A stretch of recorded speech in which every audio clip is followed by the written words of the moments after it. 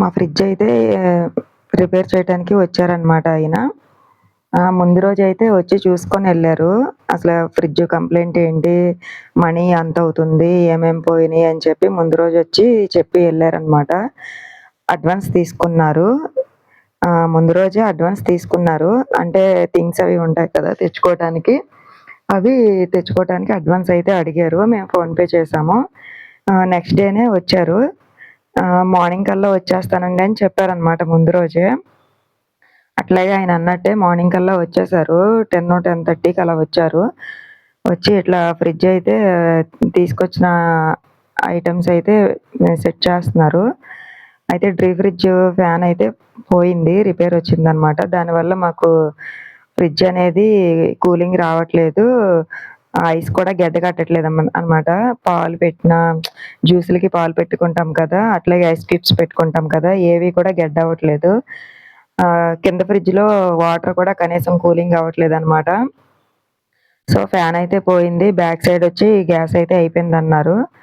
అట్లా 2 మాకైతే రిపేర్ చేశారు. అసలు ఆయన చేసిన తర్వాత 2 గంటలకే అనమాట ఆయన ఎళ్ళంగానే ఐస్ క్యూబ్స్ కోసమని వాటర్ పోసాను బౌల్స్‌లో. ఫ్రిడ్జ్‌లో మనకి బౌల్స్ ఇస్తాడు కదా! చిన్న చిన్నవి. వాటిల్లో వాటర్ పోసాను. ఆయన వెళ్ళగానే 2 గంటల్లో మళ్ళీ ఐస్ క్యూబ్స్ అనేవి రెడీ అయిపోయినియి. అంత చేశారనమాట. వర్క్ కూడా చాలా చాలా చేశారు.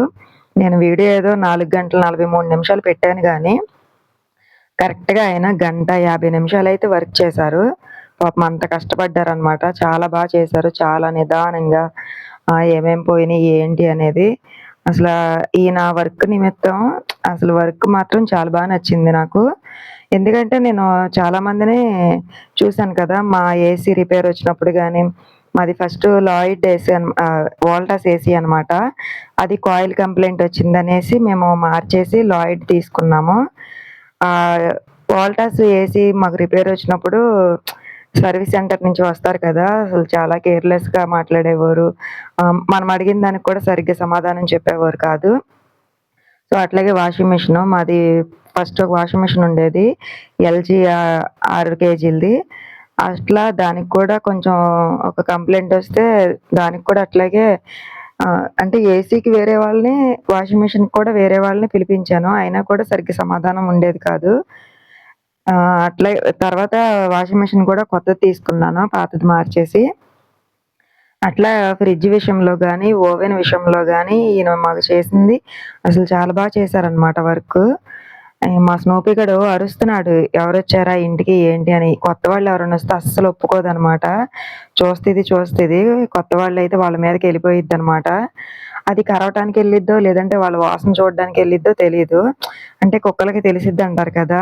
మనిషి ఎలాంటోళ్ళు, ఏంటి అనేది వాసన చూసి కనిపెడతాయి అంటారు కదా! సో, అలాగా మా కుక్కయితే ఆయన దగ్గరికెళ్ళిపోతుందనమాట. టక్‌మని ఎనక్కి లాగాను. చూసింది ఫస్ట్ వచ్చి నన్నడిగింది.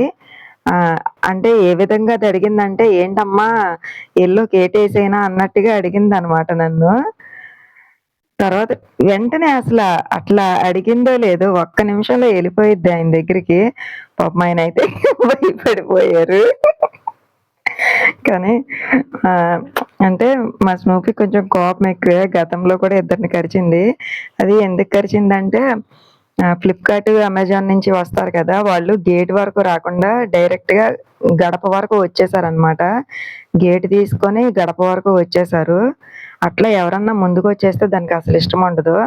అంటే ఏం చేస్తారు, ఏంటి ఎలాంటోళ్ళు అనేసి అది వెళ్ళిపోయిద్ది కరవటానికి. అలా ఇద్దరినైతే కరిచింది. అందుకనే మా ఇంటికి ఎవరన్నొచ్చినా కూడా మా కుక్క ఉంటదని భయపడతారనమాట. అరవటం కూడా అసలు చాలా ఇదిగా అరిచిద్ది. సో, వర్క్ అయితే చాలా చేశారండి ఈయన.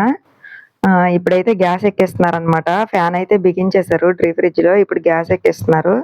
సో, వర్క్ అయితే చాలా బావుంది. ఈయన ఉండేది గాయత్రి స్కూల్ దగ్గర ప్రకాష్ నగర్ సైడ్ అనమాట.